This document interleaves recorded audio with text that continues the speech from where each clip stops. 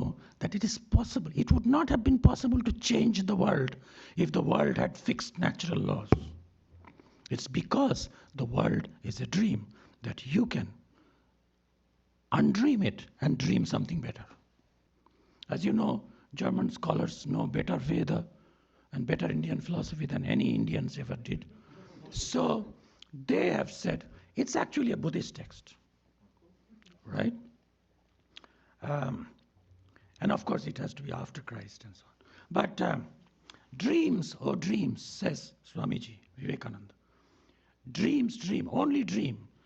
Kill dream by dream. Letter to Sister Nivedita. Kill dream by dream. Kill this dream by another dream.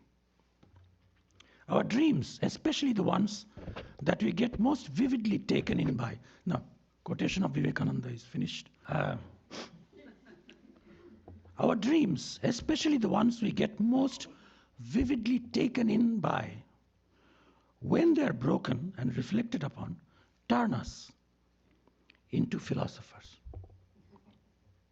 Some of these dreams we call life, some of them we call a long-drawn love affair. But when they break, as they did in the last scene of Ibsen's play Doll's House, then Nora asks, okay, now you don't love me. They're breaking up at the end of Doll's House. But at least the past, like, didn't you once used to love me? Wasn't that real? The husband says, honestly, no. From the present experience, I have realized all of it was false. I never loved you. I said, how is that? My teacher, Professor Shivajivan Bhattacharya, says, this is where the breaking of a dream, the breaking of a relationship, actually works backward causation. That the present breaking experience makes the past actual experience, which was real then. But now, in the light of that, it's all nullified. Okay? Nullified, but you cannot forget it. You know, I was once taken in by this. And then you can wonder, in a detached point of view, looking at these 2 points of view, the dream, taken in by the dream, and then coming out of the dream, look at me. Which one is real?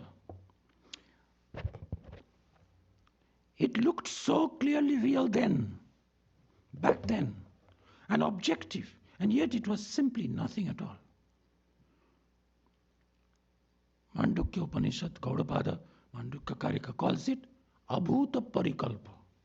Imagination of something without any basis.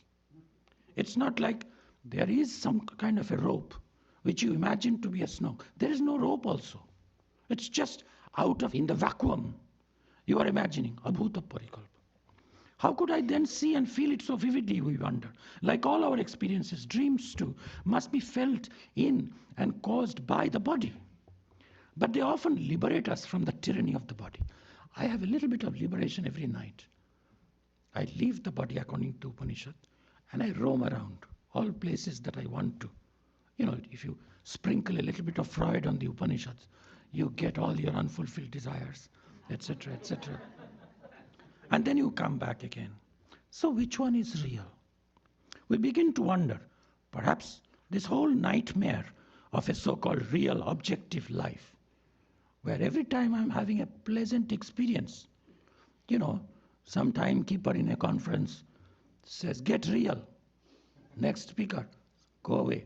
Or every time, I mean, my idea of a great rapture, ecstatic experience is being allowed to speak forever. Right? So from that, rudely I'm brought back by a shock, by some kind of bloody timekeeper. So, Upanishads, one simple etymological thing. None of you here, young, old, you know, babies in arms, should not think that ever the Upanishads can become passé or old-fashioned. Because literally they are called the cutting edge of knowledge. The word for knowledge in Sanskrit is Veda. direct knowledge.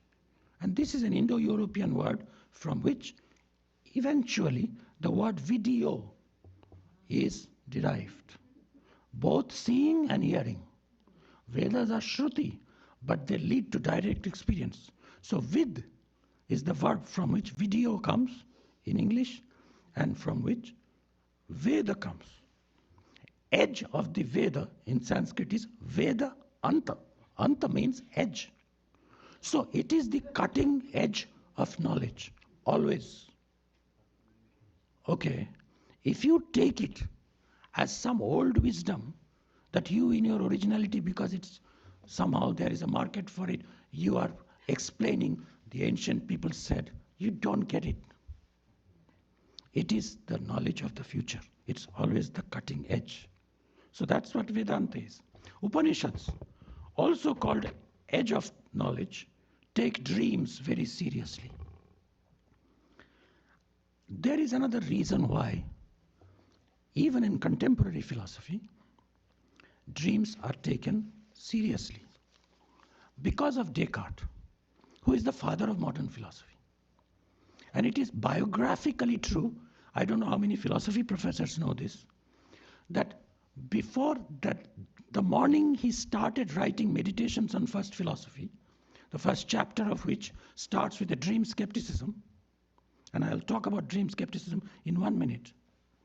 But that morning, the previous night, the whole night, he woke up 3 times and he had 3 dreams. In the second dream, he saw a big storm has come and all the leaves of his books are strewn around. And they are thrown away. And he feels insecure. So he starts his method of scientific method by saying, we have to start by rejecting every knowledge that we have got from science, from testimony, from scriptures as false. Entertaining the possibility that a demon has deceived me into believing all this. So empty your mind of all previous beliefs. Starts with skepticism, doubt. He got it, the idea from the dream. 3 dreams. And then comes dream skepticism, which is all over Buddhist philosophy, even Gaudapada's Mandukya Karika. And that is a very simple fact.